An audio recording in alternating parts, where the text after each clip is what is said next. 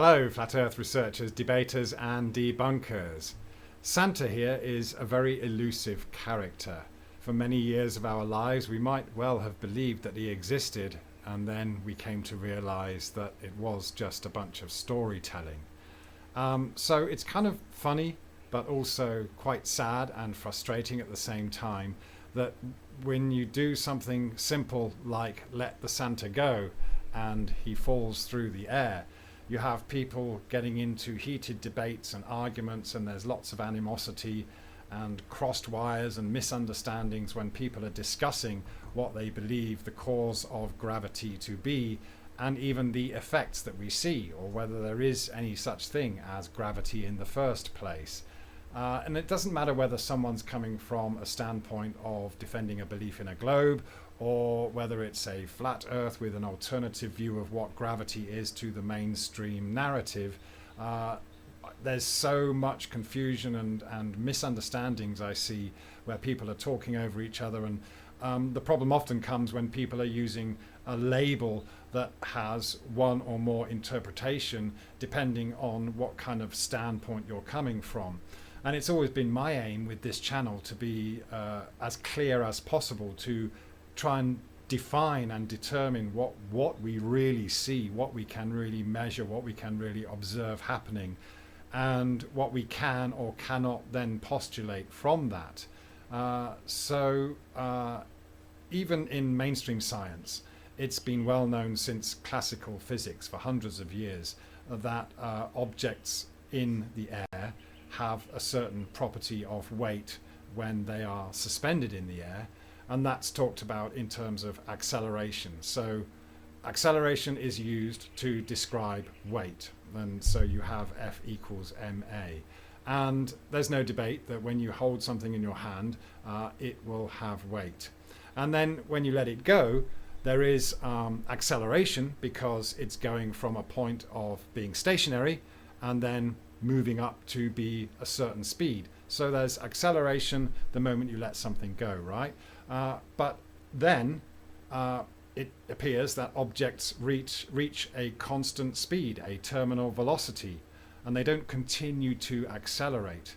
Acceleration is only really attributed to the weight that is felt when suspending an object, and acceleration as the object begins to fall.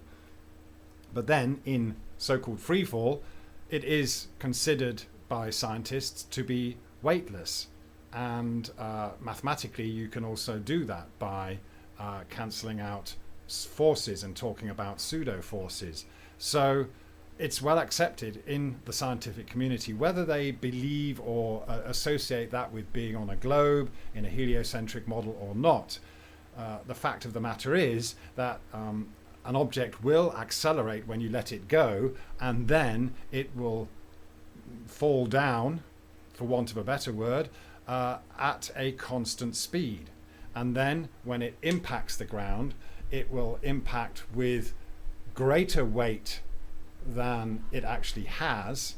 So that is talked about in terms of acceleration. But when an object is at rest on the ground here, or on a surface, then again that object has weight. So there's this transition from having weight while suspended, being weightless while falling in free fall, and then having weight again on impact or when at rest. And so even a pragmatic scientist who believes they live on the outside of a globe will be able to say, well, we could assume that the floor is moving up, or the object is falling down, or both are moving to meet each other. There is this kind of paradigm here where you can interpret it any way you like, regardless of the mathematics, because everything just ends up zeroing out. The mathematics is just a way to describe these effects. So when it comes to the flat earth, a big understanding is that people think that you are trying to change the laws of physics, and it's like, no, we observe what's going on and we accept what we see in reality, but at the same time there's an understanding that there are many ways to interpret that.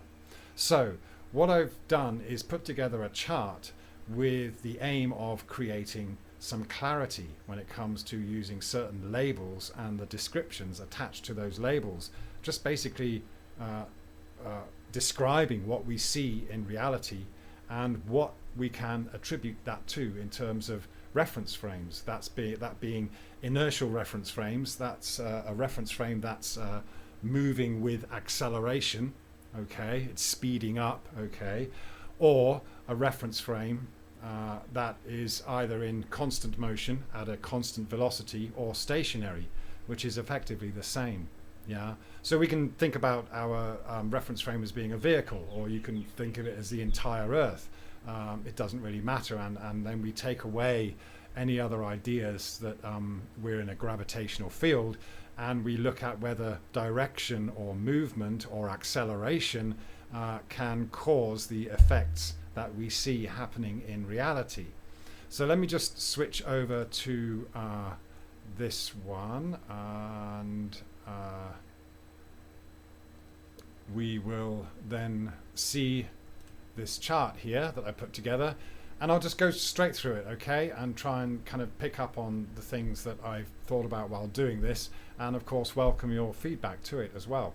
Okay, so describing gravity, postulating whether a gravitational force can be solely attributed to the movement of a contained environment or reference frame based on real life local observations. Okay, so obviously there's a limit to what we can observe in our own reference frame. Yeah, so on the left here, and then down from that left hand column, we've got the observed or measured phenomenon that we see. Okay, so we've got the mediums of air and water and their relationship with direction or non-direction of objects within them.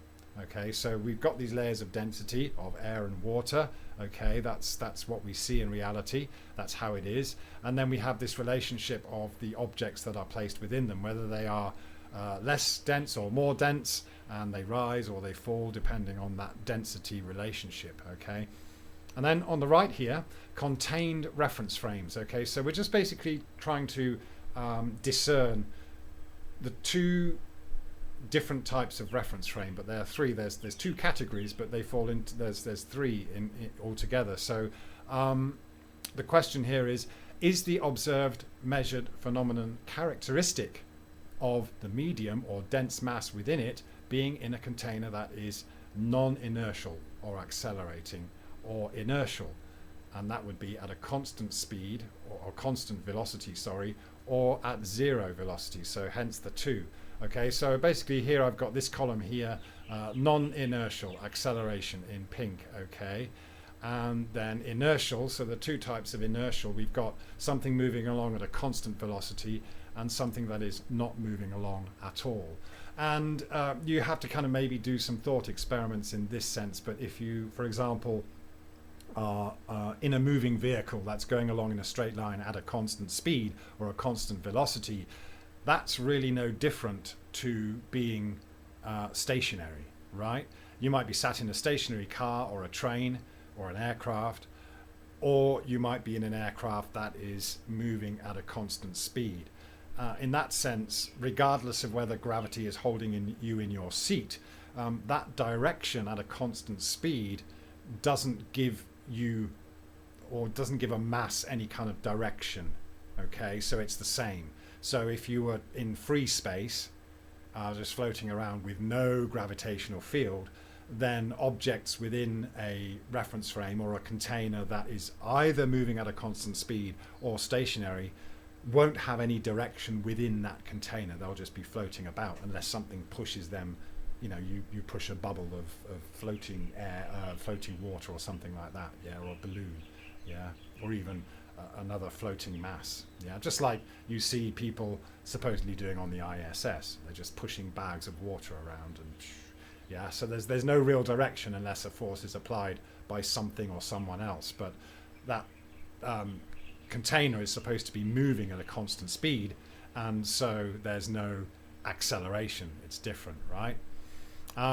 So that should be clear. So over here I've got the kind of conclusion for each of these. So for example, A, I'll just go through the first one and we'll go across the chart like this and you'll see what I mean. So A, we've got air and water in layers. That's what we observe, right?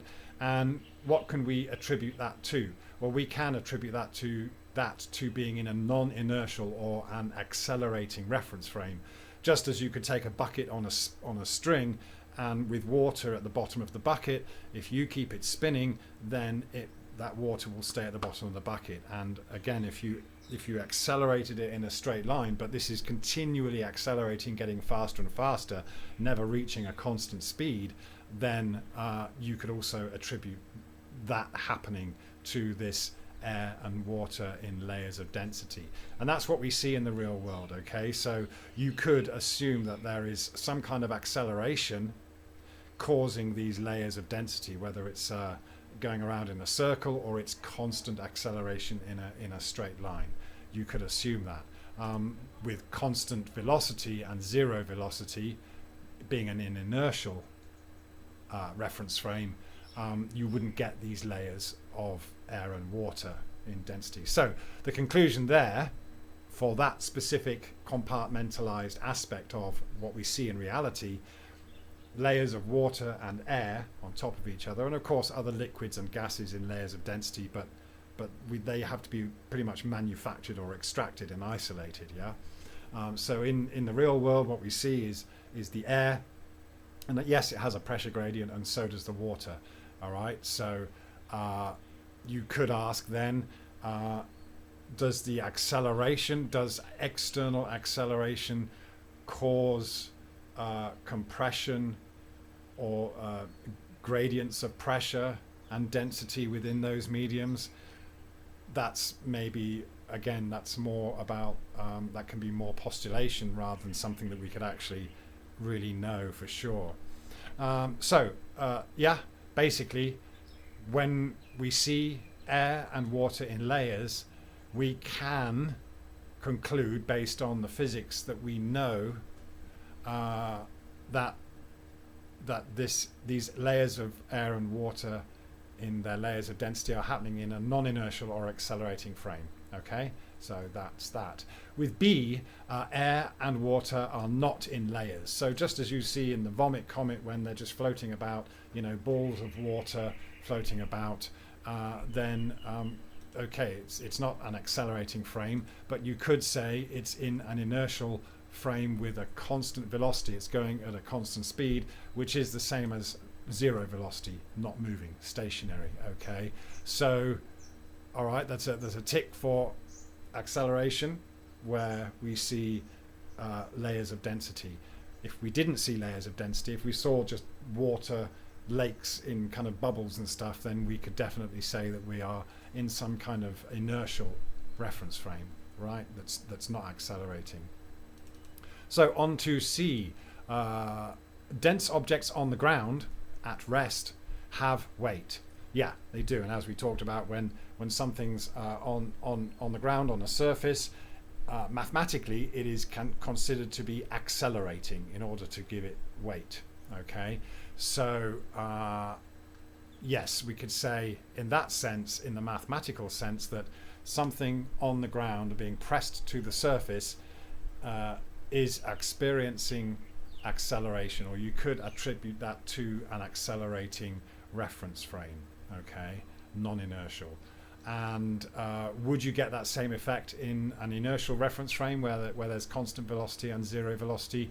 No, you wouldn't have things necessarily sticking to the ground. It might be on the ground to start with, but you could easily move it up and then it wouldn't come back down again. Okay, so if something's on the ground and maybe it does have some weight, but it's in an inertial reference frame that's either constantly moving at a constant velocity or it's moving at zero velocity, it's not moving, then you would lift it up and it would stay there. It would just float in the air because it's got no direction. Yeah. Okay, so the way we see it in reality is that things are resting on the earth. If you lift them up, they fall back down to earth. They do not just stay up in the earth, up in the air. So we cannot attribute that to being in an inertial reference frame. one that's moving at a constant speed or one that has zero velocity. D, dense objects suspended in the air have weight. Okay, so as we talked about, yeah, if you're suspending an object, it has weight, and that's considered to be acceleration. So that gets a pink check mark there. And if we were in a reference frame that was moving at a constant velocity, in which everything else is moving at a constant velocity with it, then holding this object would have no weight. It would have no weight. You'd let go and it would just float, yeah, because it's not being given any direction by acceleration. If it's an inertial reference frame. Okay, so dense objects in the air have weight, so that would indicate that it's an accelerating frame rather than a reference frame moving at a constant speed, yeah, or an inertial one. E, falling dense objects are weightless. Well, that's been ascertained and well established by mainstream science for a long time, that after this moment of letting go and the object accelerating from 0 to whatever speed, once it's in free fall, it's at a constant speed. So we know that falling dense objects are weightless, and we cannot attribute that. When an object is weightless as it's falling, then that cannot really be attributed to a non-inertial accelerating reference frame. It has to be an inertial reference frame with a constant velocity, yeah? So you've got this juxtaposition, really. You've got this acceleration when you let go, or acceleration before you let go, but as soon as you let it go, once the acceleration has finished, then there's no more acceleration. It's weightless, yeah? Now, in the case where we see dense objects have no direction, they are floating. Now, it could be, for example, the egg in water that's floating there. It could be a helium balloon in the air that's floating there, okay? So if there's no direction for that thing, there is no acceleration. It's in a non-inertial reference frame. The reference frame isn't moving, it's not causing any direction, it's just suspended there. So we could attribute dense objects floating in air or water, depending on that relative density, to being in a reference frame that has either a constant velocity or zero velocity. All right, so that would be inertial, as you can see on the right hand side here. Okay, now we come down to G. Let's just bring that down.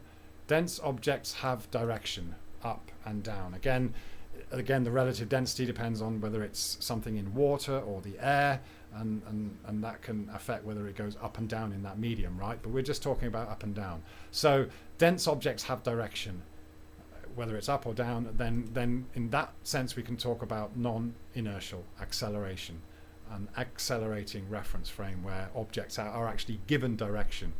Okay, so non-inertial, constant velocity, zero velocity doesn't give objects in it direction, but down here, dense objects having direction means that they should be in a non-inertial accelerating reference frame. Yeah.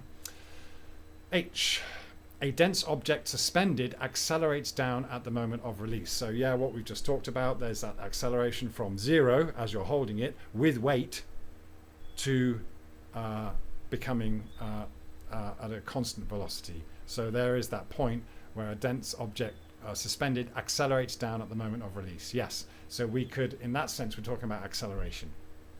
Okay, is the reference frame accelerating in that sense? Difficult to say. Now, a falling dense object gains more weight than normal on impact with a solid surface. So remember, we got it drops, it's weightless in free fall, but then when it impacts the ground after falling, it is going to hit the ground with much more force and weight than its normal weight than at rest, right? So again, this would indicate that there's acceleration. Again, we've got this juxtaposition. Acceleration to start with, weightlessness throughout the journey, and then when it hits the ground, it's as if there has been acceleration throughout that journey, but there hasn't. Yeah, This is a real dichotomy for anyone trying to work out what's really going on here. Okay, and where were we? Okay, J. J. Stationary objects accelerate when entering a flow of air or water with a constant velocity. Okay, so there's a slight change in here. We're not really talking about the reference frame moving anymore. The reference frame could be moving. It could be inertial, so it could be moving at a constant velocity, or it could be at zero velocity. It doesn't really matter. So it's in effect stationary. But what we have is a stream going through that reference frame. So you can have if you can imagine a horizontal stream or a vertical stream or whatever, up or down. Okay, obviously if we're talking about gravity, we're talking about up and down. So let's think about a stream, but also in terms of what a stream of air, for example wind or a river, will do horizontally. Just attribute that to doing it vertically. Yeah, so if you have a stationary object, so we got Santa here, and that there's a flowing stream. Okay, if Santa gets into the flowing stream but holds on to the side, he's going to feel acceleration, that same acceleration that you feel when you're holding an object, yeah, suspended in the air. You would get that same kind of acceleration if the Santa here, or you, or whatever, is going to get into a flowing river or wind, but you're holding on to the whatever's keeping you on the side. Yeah, you're going to feel that pull of the flow. Okay, so we're not talking about the reference frame moving, we're talking about something within the reference frame moving, a flow of wind or water as an analogy for a flow of gravity, if you like, something coming down or something even going up. Is that what's really happening? But yeah, that makes sense, I'm sure. Yeah, if you're hanging on and you're in a river that's flowing and you're hanging on to the side, then it's going to pull you. Yeah, but then when you let go, you'll have K, objects flowing within a stream of air or water with constant velocity are weightless. Okay, so that's attributed to a flow with a constant velocity, or you could be in a stream or a flow that isn't going anywhere, but you're suspended there. So a hot air balloon or a helium balloon can be carried along by the wind. Okay, so for us looking at it, it's getting carried along, but for the balloon itself, or the people in the balloon, they're not feeling any wind. They are going along with the wind. So for them, they are in effect stationary or moving along at a constant speed. They're not feeling any acceleration, right? They're just being carried along with this constantly moving flow. And the same goes for water. So if you put Santa in the water and it's flowing and you let him go, then of course he's just going to go with the flow. He's going to move away from you, but the flow is going to take the Santa away, and Santa isn't going to feel any acceleration. He's not going to feel any weight. He's going to be weightless. Okay, so K, objects flowing within a stream of air or water with constant velocity are weightless. So we would attribute that to this flow of constant velocity or even zero velocity. Again, if you're just floating in a pond, you're not going to feel any acceleration. It's the same as a flowing river. And then L, the final one, objects with a stream of air or water, objects within a stream of air or water flowing with constant velocity gain weight on impact with a solid surface. So this is a kind of one that you could really mess around with, and you could, again, just as we were talking about earlier with the way you can assume or describe a falling object meeting the surface as the object falling onto a stationary surface, or the surface rising up to the object, or in fact the object falling and the surface rising at the same time. Obviously you're going to create different kinds of impacts depending on what's happening. The impact velocity is going to be different. So that kind of can fit into all three of these. You can talk about one or the other, or both accelerating, one or the other being a constant velocity, as in the surface or the flow, or one or the other being, can you talk about it as being zero velocity? not really. One could be zero velocity. So you could be sitting in the pond and then something comes and smashes, the floor comes and smashes into you, or vice versa. Yeah. So all of these can be kind of attributed. So you do, the water does get rather muddy when it comes to this. Yeah. So, I suppose by looking at this, hopefully most of you will agree with these observations here. Feel free to point out anything that I've missed or I've maybe misunderstood or is not correct. But I'm just talking about in terms of what we can see happening in reality, and what those different aspects are attributed to. And the interesting thing is the only one that really fits with all of these. Remember, if we're talking about an object in reality that's being held, it is heavy, it has weight. We let it go, it accelerates, and it's weightless as it's moving. But then when it hits the other end, the ground, then it has weight again. The only one that really fits with this phenomenon is this. When stationary objects accelerate when entering a flow of air or water with a constant velocity. Yeah. So it's like you're holding it, and it's like if you were holding this in a stream of water, it would be trying to pull the Santa away. Yeah. And then once it was pulled away, it would be weightless. And then when it hit something at the other end, that's when it would regain some weight. Okay. So that's what I find really interesting about this is that if you consider whether the reference frame is accelerating or moving at a constant speed, you can never fit in all of these things that we observe in reality, as far as something having weight, being weightless in free fall, and then having weight on the ground again. Yeah, and this has been the problem for the scientists and the theoretical physicists since forever, and they still haven't really reached a conclusion. So are we ready to reach any conclusions, or should we be thinking in terms that are vastly different to anything that we can actually really see or know beyond these two layers of density that we have, these liquid gaseous mediums that we find ourselves in? Food for thought, I hope. Thank you very much.